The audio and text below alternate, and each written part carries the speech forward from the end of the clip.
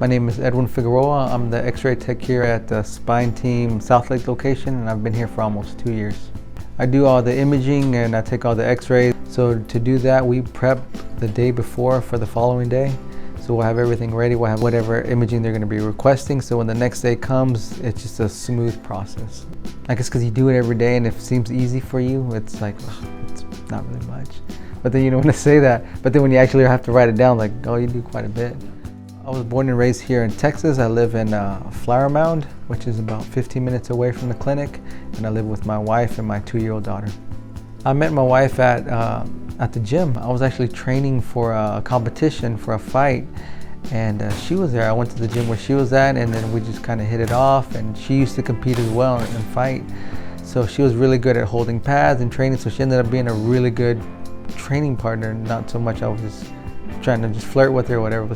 I started fighting when I was 6 years old. My dad used to box. So when I was 6, he put me in boxing just trying to defend myself, not necessarily to compete. So when I was 14, that's when I actually started training serious. And when I was 14, I won the Golden Gloves here in Dallas.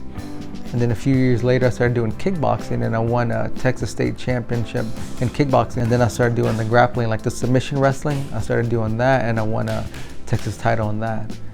So I did all three, and I just did them separately. So I said I might as well just put them together and see what happens. And the way I made it to the UFC was I was just none of my fights went past the first or the second round. They would all be knockouts because they want exciting fights. I had one fight against Johnny Bedford. He was ranked #1 in Texas. I think he had like 35 fights or something. I only had like 6. So he's like, I'm gonna run through everyone just talking all this smack. And that was just never my style. I was just like, okay, well, hopefully I have a good fight, you know? So when I went there, I ended up knocking him out like cold. They raised my hand and everything. He was still on the ground. They were like tending to him or whatever. So then after that, I started getting all the calls from Japan, from Strikeforce, from K1, from all these places. I was getting calls everywhere. So I was like, you know, I'm just gonna hold out because I know the UFC is gonna call. So they called and they were like, hey, are you ready to fight? You think you'd want to fill in? When is it? It's in 6 days. Are you ready? Like, yeah, I'm ready. I wasn't. I had an injury. I had a 26-pound weight cut in 6 days. Cut the weight. We ended up going all the rounds. I ended up winning fight of the night.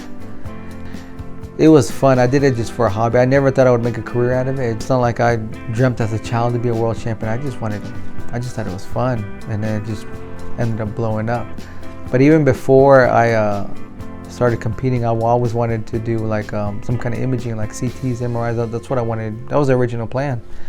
You know, I want to be there for my kids. I don't want to be traveling everywhere, and I just wanted to have a little more security in my life. So I wanted to go back to school and finish my schooling. And I guess some things that I learned from fighting that applies to my role now is that we're basically here for the same reason. We all have different approaches, but we all work for the same goal.